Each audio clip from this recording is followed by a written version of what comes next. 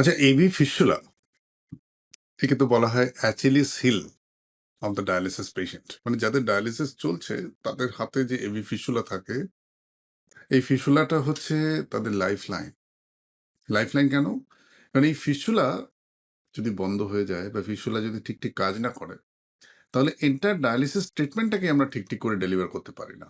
সুতরাং আমাদের প্রচন্ড রকম যত্ন করা উচিত, কেয়ার করা উচিত, এভি ফিস্টুলা যাতে ভালো থাকে, সুস্থ থাকে এবং দীর্ঘদিন ফাংশনাল থাকে। কিন্তু সমস্যাটা কি হয় জানেন? যাদের ডায়ালিসিস চলছে তাদের এই এভি ফিস্টুলা মাঝে মাঝে বেশ কিছু কারণে হঠাৎ করে বন্ধ হয়ে যায়। কি কি সেই কারণ? যদি রাত্রিবেলায় আপনি হঠাৎ ধরুন ওই হাতটায় চাপ দিয়ে ঘুমিয়ে পড়েছেন, প্রেশারের জন্য অনেকক্ষণ সার্কুলেশন বন্ধ, তাহলে সেখানে ব্লাড ক্লট করে যায়, ফিস্টুলা বন্ধ হয়ে যায়। মেয়েদের ক্ষেত্রে আমরা অনেক সময় দেখেছি তারা খুব চুড়ি বা শাঁখা বা পলা এগুলো খুব চেপে হয়তো যে ফিস্টুলা আছে তার উপর পড়ে ফেলেছেন। আমরা সবসময় বারণ করি সেই হাতে ওটা না পড়তে। তাহলে সেই প্রেশারে কিন্তু ফিস্টুলা বন্ধ হয়ে যায়। আমরা খেয়াল করে দেখেছি যে কখনো কখনো ডায়ালিসিসের পর যে ব্যান্ড লাগিয়ে দেওয়া হয়, সেই ব্যান্ডটা ঠিক ৪ থেকে ৬ ঘন্টা পর খুলে দেওয়া উচিত। সেটা খোলা হলো না, ভুলে গেলেন। তার প্রেসারে কিন্তু ফিস্টুলা বন্ধ হয়ে যায়। কিন্তু majority of the AV fistula আরো কয়েকটা কারণে বন্ধ হয়, সেটা হচ্ছে হাইপোটেনশন। প্রেশার খুব কমে গেছে, ফিস্টুলার ফ্লো হয়তো কিছুটা কম, ফিস্টুলা ম্যাচিউর করেনি, তখন ফিস্টুলা বন্ধ হয়ে যায়। তো এই যে জিনিসগুলো আমরা জানি যে হাতে ফিস্টুলা রয়েছে সেই হাত থেকে প্রেশার দেখতে নেই। অ্যাক্সিডেন্টালি কেউ যদি সেখানে ব্লাড প্রেশার দেখে ফেলে during the measurement of blood pressure, অনেকটা সময় যে রক্ত সঞ্চালন কমে আসে, যেহেতু ইনফ্লেটেড কাফ, তাতেও কিন্তু ফিস্টুলার মধ্যে থ্রম্বোসিস হয়ে যেতে পারে।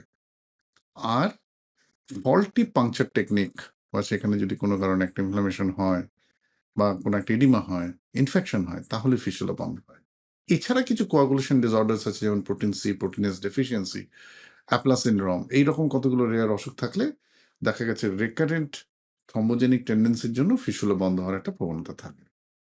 এখন এটা তো আমরা কারণগুলো জানলাম, কিন্তু যদি ফিস্টুলা কারো বন্ধ হয়ে যায় হঠাৎ, সে বুঝতে পারে না, অনেক ক্ষেত্রে সে বুঝতেই পারে না, তাহলে ইমিডিয়েটলি কি করা উচিত? দেখুন, আমরা প্রত্যেক ডায়ালিসিস পেশেন্টকে একটা বেসিক মেসেজ এডুকেট করি, যাদের ফিস্টুলা আছে বা যাদের পার্মাক্যাথ অ্যাক্সেস আছে, যে ফিস্টুলা বা permacath is your lifeline. No question that you should focus attention যে এটা ঠিক আছে কিনা। সুতরাং ঘুম থেকে ওঠার পর প্রত্যেকটি পেশেন্ট যাদের হাতে ফিস্টুলা আছে, তাদের প্রথম যে কাজটা করা উচিত সেটা হচ্ছে একবার হাত দিয়ে চেক করে নেওয়া উচিত তার ভেতরে গুড়গুড় গুড়গুড় করে শব্দটা হচ্ছে কিনা। মানে ফিস্টুলাটা যদি অ্যাক্টিভ থাকে, তাহলে সেখানে একটা ব্লাড ফ্লোর জন্য একটা রামলিং সাউন্ড বা হাতে প্যালপেট করা যায়, সেই জিনিসটা সবসময় চলতে থাকে, সেটা আছে কিনা। কোনো মুহূর্তে যদি আপনি বুঝতে পারেন যে সেটা নেই, ইমিডিয়েটলি যেটা করা উচিত, ওই ফিস্টুলাটার মধ্যে একটা মাসাজ করা উচিত। মাসাজ করা কিরকম ভাবে? মানে আমি দেখাচ্ছি, ধরুন আপনার হাতে এখানে ফিস্টুলা রয়েছে। যদি এখানে আপনার মাসাজটা কি করতে হয়, নিচ থেকে উপরের দিকে আঙ্গুল দিয়ে একটু একটু একটু করে প্রেসার করতে হবে, হালকা করে প্রেসার করে যেতে হবে। আমরা দেখেছি অন টাইম যদি ঠিক ঠিক করে মাসাজ করা যায়, তাহলে বহু ক্ষেত্রে এই ফিস্টুলা বন্ধ হয়ে যাওয়াটা কিন্তু আবার চালু হয়ে যায়। এটা হয়তো সফট ক্লট ফর্ম করছে, তাকে যদি তক্ষুনি আমরা মাসাজ করে দিই, তাহলে এই সফট ক্লটটা উপর দিকে উঠে যাবে, ফিস্টুলাটা আবার চালু হয়ে যাবে। এবং এই জিনিসটা যখন আপনি আইডেন্টিফাই করলেন যে ফিস্টুলার একটা ফ্লো নেই বা সাউন্ডটা কম আছে, আপনার উচিত ইমিডিয়েটলি ডক্টর, টেকনিশিয়ান, যেখানে আপনার ডায়ালিসিস হয় বা যে ডক্টর কেয়ারে রয়েছেন, তাকে ইমিডিয়েটলি ফোন করে মাসাজ করতে করতেই হাসপাতালে চলে আসা। কেন? তার কারণ এই মাসাজটা অ্যাডিকুয়েট হচ্ছে কিনা, অপটিমাম হচ্ছে কিনা, এটা হয়তো বাড়িতে আপনি বুঝতে পারবেন না। We know the right technique. তবে এটা টেকনিকটা খুব সিম্পল, এমন কিছু আহামরি কিছু নয়। আমরা রেকমেন্ড করি, যদি বাড়িতে অ্যাভেলেবেল কোনো তেল বা কোনো জেলি এরকম কিছু যদি থাকে, ফর এক্সাম্পল আমরা জাইলোকেন জেলি ইউজ করি, কারণ এই স্কিনটার মধ্যে বারবার ঘষতে ঘষতে একটু ব্যথা বা যন্ত্রণা হয়, জাইলোকেন জেলি দিলে সেটা হয় না। And jelly works as a slippery agent on the skin, so that আপনি বারবার জিনিসটার উপর মাসাজ করে যদি কোনো ক্লট ফর্ম করে থাকে, সেই ক্লটটাকে আপনি ডিভিয়েট করে দেওয়ার একটা ব্যবস্থা করতে পারবেন, বা ক্লটটা ডিজলভ করে মেইন সার্কুলেশনে চলে যেতে পারে। সো এইটা হচ্ছে first and foremost thing. So first যেটা করা উচিত, immediately massage and informing to your care team, dialysis technician হোক, ডক্টর হোক, যে আমার ফিস্টুলাটা সাউন্ড পাচ্ছি না, কি করব। এবং আমি রেকমেন্ড করবো যে সোজা হাসপাতাল চলে আসা।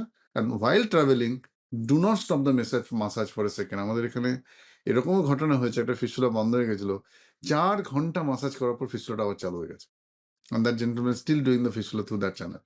কি হয় জানেন? যদি টাইমলি মাসাজটা আমরা শুরু না করি, তাহলে ক্লটটা অর্গানাইজড হয়ে গিয়ে ফাইব্রোটিক অ্যান্ড থ্রম্বোটিক একদম অর্গানাইজড থ্রম্বাস হয়ে যায়। তখন আর মাসাজ করেও কিছু লাভ হয় না। কিন্তু সফট ক্লট যদি একটু মেকানিক্যাল মাসাজ করা যায়, তাহলে সেটা স্প্লিট করে যায় এবং ফিস্টুলা আবার চালু হয়ে যায়। So this is most important thing. Second important thing কি করা উচিত? যদি ফিস্টুলা বল থাকে, সেই বল দিয়ে একটা কনস্ট্যান্ট এক্সারসাইজ করা যাতে ফিস্টুলার ফ্লোটা বাড়তে শুরু করে। ঠিক আছে? তাহলে ওয়ান এন্ড মাসাজ আর একবার করে বল চাপছেন, মাসাজ করছেন, বল দিয়ে চাপছেন। এই যদি করতে থাকেন তাহলে মেজরিটি তো ফিস্টুলা চালু হয়ে যায়। আর আমরা রেকমেন্ড করি যদি কোনো অ্যান্টি প্লেটলেট এজেন্টস আপনার কাছে থাকে, যেমন ধরুন ইকোস্প্রিন, সেগুলো একটা তৎক্ষণাৎ খেয়ে নিয়ে হাসপাতালে চলে আসুন। Rest of the medical management আমরা করা উচিত। ফিস্টুলা বন্ধ হলে কি ফিস্টুলা চালু করা সম্ভব? অ্যাবসোলুটলি সম্ভব। কারণ আজকাল ইন্টারভেনশনাল রেডিওলজি যেটা নিয়ে আমরা কাজ করি, আমাদের ভিভাসিটি হসপিটালে একদম ডেডিকেটেড ইন্টারভেনশন নেফ্রোলজি স্যুট রয়েছে, যেখানে আমরা ইমিডিয়েটলি যদি কোনো ফিস্টুলা এরকম বন্ধ হয়ে যায়, তাকে তৎক্ষণাৎ বেলুন করে ফিস্টুলাকে চালু করে দিতে পারি, তার ফ্লোকে রেস্টোর করতে পারি, and that fistula can function again in a normalcy. কত ফিস্টুলা এরকম বন্ধ হয়ে যাওয়া ফিস্টুলাকে আমরা আবার বেলুন করে চালু করেছি তার ইয়ত্তা নেই, কিন্তু এফেক্টটা খুব ভালো হয়। অত বেলুনিং এর দরকারই হবে না যদি আপনি প্রপারলি মাসাজ টাইমলি করতে পারেন। হাসপাতালে আসার পর আমরা ২-৩টে জিনিস দেখি। একটা হচ্ছে ক্লট ফর্ম করেছে কিনা, সেটাকে ডপলার দিয়ে দেখা হয়। যদি দেখা যায় যে না, সেখানে একটা অনেকক্ষণ ধরে ক্লট ফর্ম করে আছে, সেই ক্লটটার মধ্যে কোনো রকম সার্কুলেটরি ফ্লোই নেই, তখন আমরা তাকে ইন্টারভেনশন নেফ্রোলজি দিয়ে আমাদেরকে ক্যাথ ল্যাবে তুলে সেটাকে বেলুন দিয়ে ফিস্টুলাটাকে খুলে দেওয়া হয়। যাতে কিনা এই যে লাইফ লাইন, তাকে আবার রেস্টোর করা। আশা করি আজকের এই ভিডিওটা আপনার মন দিয়ে শুনলেন। সো যদি take home message from listening this video is, everybody who has a fistula, they must know how to protect it. They must examine the fistula daily. And if any sign of no flow of blood in the fistula, that is fistula is not functioning, immediate actions what need to be done, সেটা আপনাদের জানা উচিত।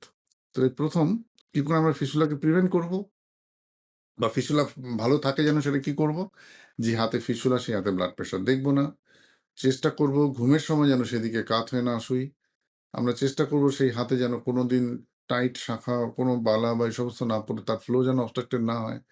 আমরা regular examine করবো ফিস্টুলার ফ্লোটা ঠিক আছে কিনা।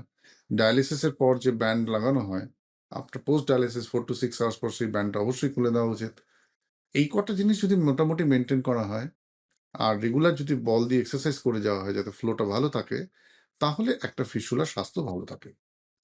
আর যদি আমরা এই হ্যাবিটটা তৈরি না করি, যে ঘুম থেকে উঠে সকালবেলা একবার ফিস্টুলা ফাংশন ঠিক আছে কিনা, যখনই সময় পাবো একবার হালকা করে হাত দিয়ে দেখে নেওয়া যে ফিস্টুলাটা ঠিক চলছে কিনা, এই হ্যাবিটটা তৈরি না করলে বহু ক্ষেত্রে আমরা ফিস্টুলা বন্ধ হয়ে গেছে আমি বুঝতেই পারবো না, ডিসকভার হবে on the day of dialysis, তখন অলরেডি টু লেট।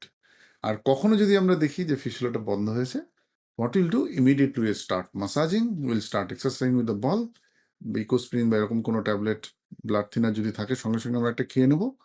আর আমাদের যে রেসপেক্টিভ কেয়ার ইউনিট, তার টেকনিশিয়ান ডক্টর, তাকে ফোন করে জানাবো যে ফিস্টুলাটা এরকম হয়েছে, আমরা আসছি, please don't stay at home. If your fistula not functioning, reach to the hospital. আর এক গোল্ডেন আওয়ার বলে, সেই আওয়ারের মধ্যে যদি পৌঁছে যান, simple adequate massage is enough. যদি তাতে না খুলে, তাহলে আমরা ইমিডিয়েটলি বেলুন প্লাস্টিক করে ফিস্টুলাটাকে খুলে আবার আপনাকে একটা বিরাট বড় সার্জারি অ্যাভয়েড করতে পারবো, and your function and life of the fistula can be restored. ভালো থাকুন, সুস্থ থাকুন। যদি কোনো প্রশ্ন আপনার থেকে থাকে, please ask these questions in this video link below. We'll love to answer it. And don't forget to join Dr. Pratim's Academy. আমাদের এই লিঙ্ক নিচে দেওয়া রয়েছে ডেসক্রিপশনে। সেখানে আমরা স্বাস্থ্য সম্পর্কিত নানান বিষয় নিয়ে আলোচনা করি। That will help a lot to keep you fit, to make your life much more better. নমস্কার।